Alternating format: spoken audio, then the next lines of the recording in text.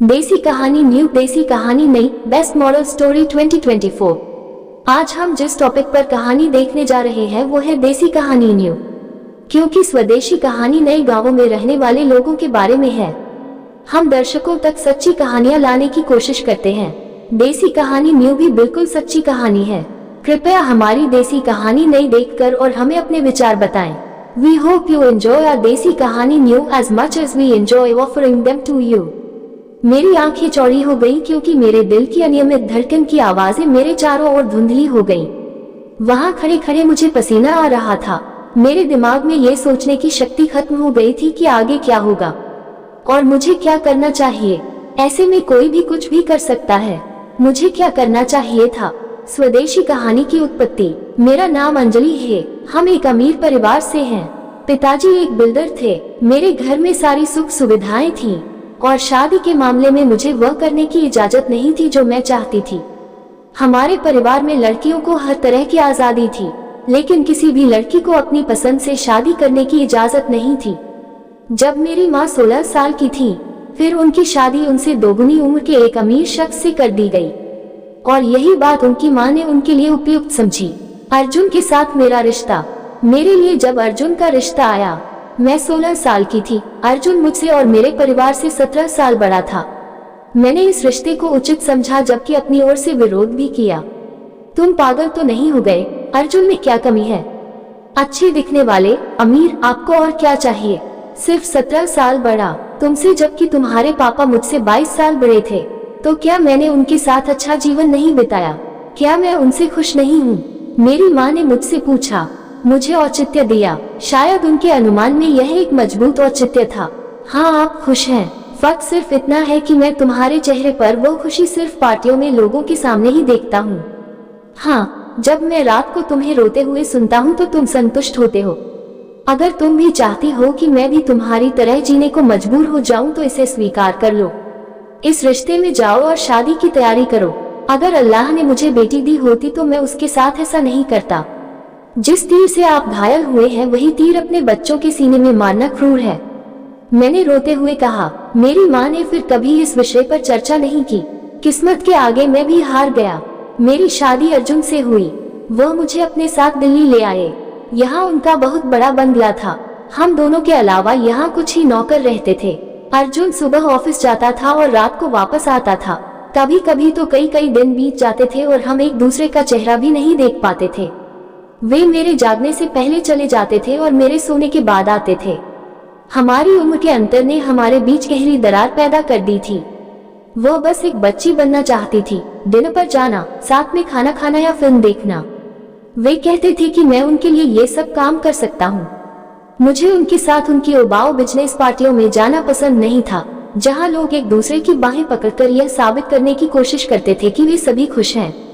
घर जाते ही वे एक दूसरे से मुंह फेर लेते हैं और ऐसे सो जाते हैं मानो एक दूसरे को जानते ही न हो।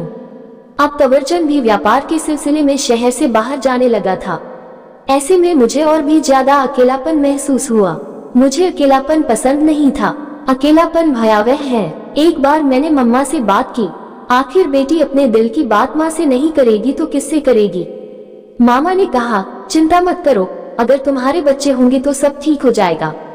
वह घर में रहेगा भी और तुम्हें उससे प्यार भी होगा।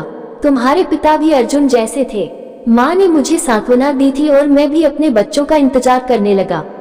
एक देशी डॉक्टर से जांच कराई गई। मेरी शादी को 8 महीने हो गए हैं, लेकिन मैं खुश नहीं हूँ। मैं डॉक्टर के पास गया, कुछ चेकअप कराए। डॉक्टर ने मुझ पर कुछ परीक्षण किए। अगले दिन उसने मुझे फिर फोन किया और यह खबर सुनाकर मुझे हमेशा के लिए निराश कर दिया कि मैं कभी माँ नहीं बन सकती।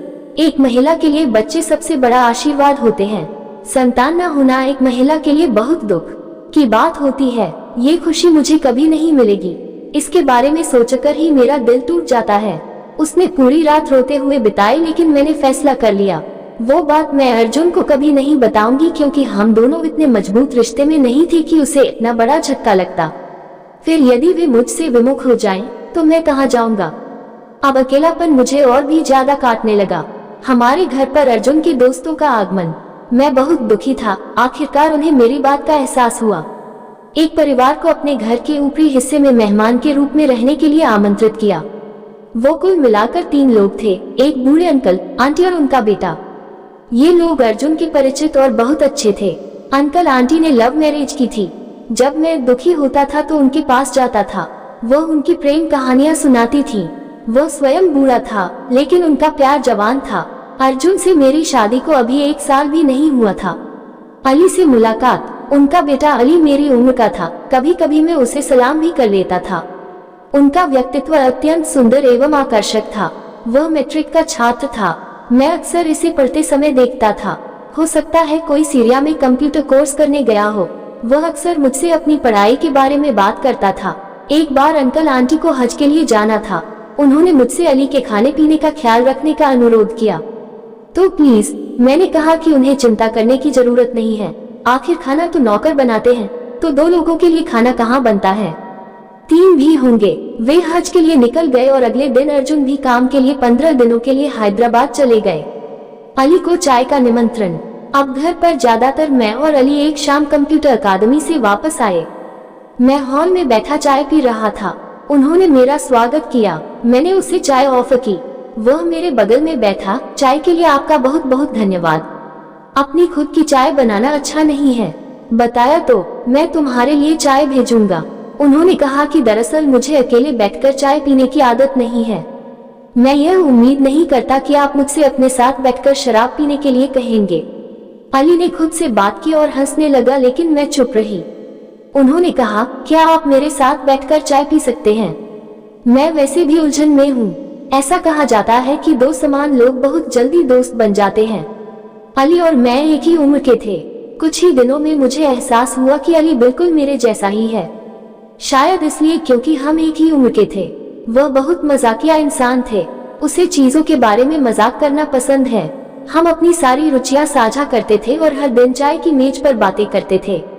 हमने इस विषय पर भी चर्चा की कि मेरी शादी मेरे माता पिता की इच्छा से हुई थी।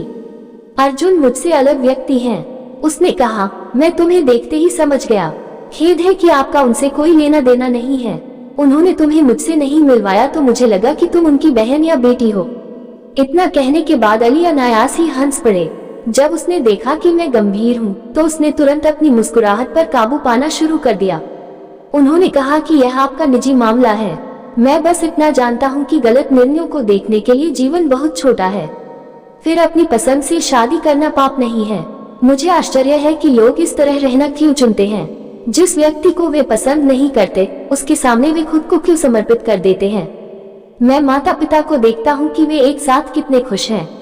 अगर उन्होंने 25 साल पहले अपने दिल की बात नहीं सुनी होती तो आज वे एक साथ या खुश नहीं होते, क्योंकि उन्होंने एक स्टैंड लिया। जो लोग ऐसा नहीं करते वे शायद कायर हैं। अली ने मुझे कायर कहा। कायर लोग अपने लिए लड़ना भी नहीं चाहते। अली चला गया, लेकिन उसकी बातें पूरी रात मेरे दिमाग में घूमती रहीं। उन्होंने इतनी गहरी बात कही कि मैं हैरान रह गया। अगले दिन मैंने निर्णय लिया। मैंने सोचा कि अगर उसने मुझसे हाथ मिलाया तो मैं अली की ओर बढ़ूंगा। मैं अपने जीवन और परिस्थितियों को स्वीकार करूंगा। अगर वह बदले में मेरी ओर बढ़ती है तो मैं अपने लिए ये कदम उठा लूंगा, क्योंकि मैं डरपोक नहीं हूँ। हम रोज की तरह आज भी बैठकर चाय पी रहे थे। मैं सोफे पर अली के थोड़ा करीब बैठा था, जबकि मैं उसके बगल में नहीं बैठता था। उसने ये भी ध्यान नहीं दिया कि शायद उसके हृदय में वे भावनाएं नहीं थीं। मैं मन ही मन अपने किए पर लज्जित था। अली का हाथ थामा। एक दिन चाय पीते समय मैंने उसे चीनी का एक दाना दिया और मेरा हाथ उसके हाथ से छू गया। इस बार भी उसने मुझ पर ध्यान नहीं दिया, क्योंकि मैं जानबूझकर उसे अपनी ओर आकर्षित कर रहा था। एक दिन मैं एक बहुत ही अजीब एहसास के वशीभूत था। हम साथ बैठकर चाय पी रहे थे कि अचानक बात करते करते मैंने अपना हाथ अली के हाथ पर रख दिया। अगले ही पल वह उठकर मेरे पास से चला गया। वे क्या कर रहे हैं? आप पिछले कुछ दिनों से क्या करने का प्रयास कर रहे हैं? आप मुझे किस प्रकार का व्यक्ति समझते हैं? क्या आप जानते हैं कि आप क्या कर रहे हैं? अली तुरंत क्रोधित हो गया और मैं शर्म से पानी पानी हो गई। मैंने सिर झुका लिया। तभी अचानक मैंने अली को हंसते हुए सुना। मैंने ऊपर देखा और उसे देखा। मुझे बहुत आश्चर्य हुआ। उसने अपना हाथ मेरी ओर बढ़ाया और कहा, मैंने सोचा था कि तुम कभी मेरी ओर नहीं बढ़ोगे। उन्होंने इतने प्यार से बात की कि मेरी आंखों से खुशी के आंसू छलक पड़े। अली के साथ जिंदगी अच्छी लगने लगी। रात होते ही मैं नौकरों की नजर बचाकर अली के कमरे में चली जाती। हम बातें करते, हंसते और चुपचाप घर से बाहर निकल जाते। मुझे फरहाद की कोई चिंता नहीं थी, आखिर उसने मुझे अब तक क्या दिया था।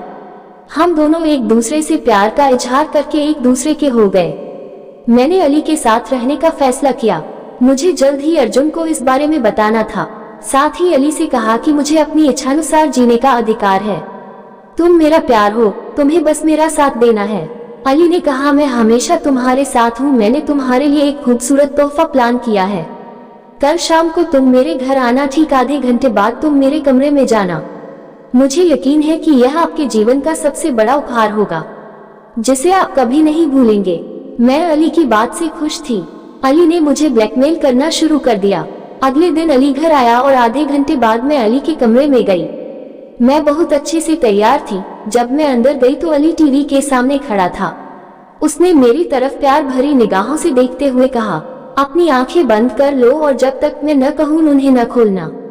मैंने भी यही किया। शायद अली ने टीवी चालू कर दिया था। फिल्म चलने की आवाज सुनकर मैं चौंक कर अपनी आंखें खोलने लगा। फर्क सिर्फ इतना था कि मेरी मुस्कान फीकी पड़ गई। वहीं अली के चेहरे पर शैतानी मुस्कान थी। वो देखकर मेरा दिमाग दौड़ने लगा। मेरी आंखों के सामने अंधेरा छा गया। ये वो वीडियो था जो मुझे बर्बाद करने के लिए काफी था। आपको मेरा यह उपहार कैसा लगा? अरे तुम क्यों रो रहे हो? हम साथ में कितने अच्छे लगते हैं। आपको क्या लगता है ये वीडियो एक तूफान है जो आपकी जिंदगी बर्बाद कर देगा? अली, तुमने मेरा वीडियो बनाया, तुम मुझसे प्यार नहीं करते। उन्होंने कहा, मेरी बात ध्यान से सुनो। अगर तुम चाहती हो कि मैं तुम्हारा ये वीडियो तुम्हारे पति को न दिखाऊं तो मुझे हर महीने मुंह मांगी कीमत दो। इसके अलावा तुम भी रोज मेरे कमरे में आओगे जैसे अब तक आते रहे हो। अब मैं तुमसे यह नहीं पूछूंगा कि तुम्हें ये सब मंजूर है या नहीं। मुझे नहीं लगता कि आपके पास कोई अन्य विकल्प है। अली को ये पसंद आया। तुमने मुझे धोखा दिया। क्या ये सब झूठ था? तुम पहले दिन से ही मेरे साथ गेम खेल रहे थे। मैं बमुश्किल बोला, हाँ, और क्या हम जैसे लोग ऐसी विलासिता के लिए मरते हैं? तुम उनमें रहकर खुश नहीं हो। तुम मेरे हाथों में सोने की चिड़िया हो। तुम मेरे लिए सोने की चिड़िया हो। हमारे लिए प्यार का क्या मतलब है? हमें अपनी जरूरतें और सपने पूरे करने हैं। आज से तुम वही करोगी जो मैं तुमसे कहूँगा। मेरी जिंदगी अली की गुलाम हो गई। वह हर महीने मुझसे लाखों रुपए लेता था और मुझे पाप करने के लिए भी मजबूर करता था। समय के साथ मुझे पता चला कि वे बूढ़े अंकल अली के माता पिता नहीं थे, बल्कि इस खेल में उनके मददगार थे। उन्होंने किसी अकादमी में पढ़ाई नहीं की। जब अर्जुन घर पर होते थे तो अली ऐसा व्यवहार करते थे जैसे उन्होंने कभी मुझसे बात ही नहीं की हो। उसके जाते ही वह अपना असली रंग दिखा देगा। अली से तंग आकर मैंने अर्जुन को सब कुछ बता दिया।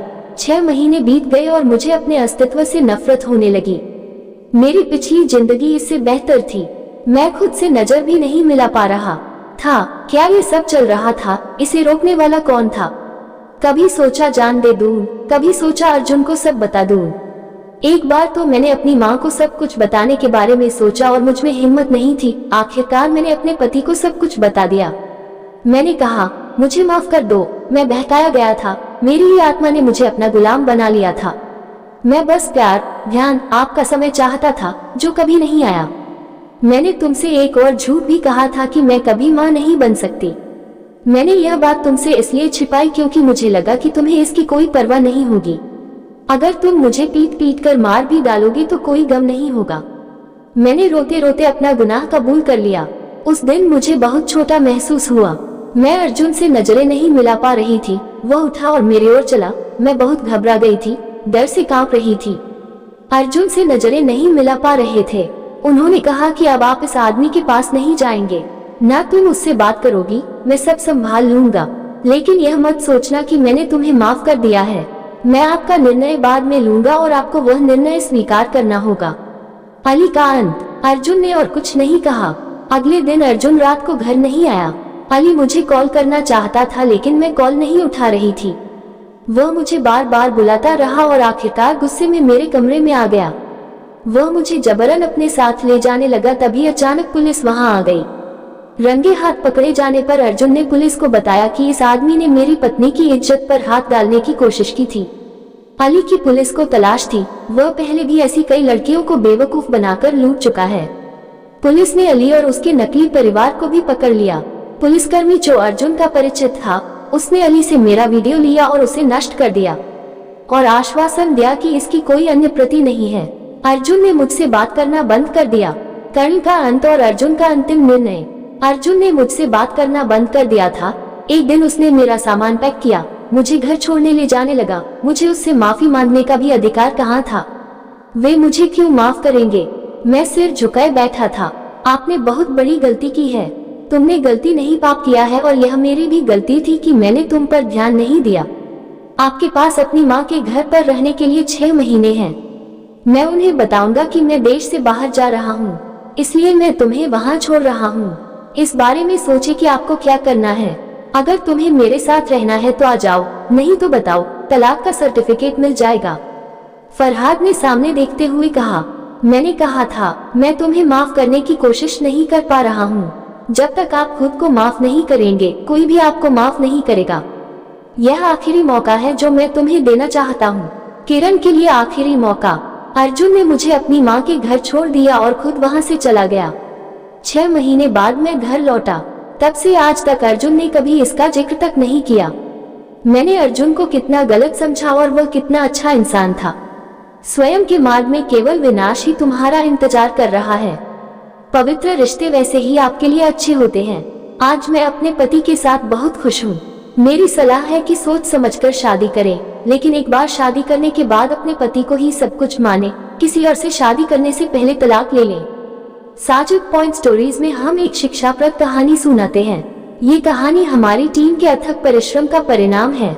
हमारा मानना है कि हमारी कहानी देखने से अगर एक व्यक्ति का जीवन बदल जाता है तो हमारे लिए यही काफी है।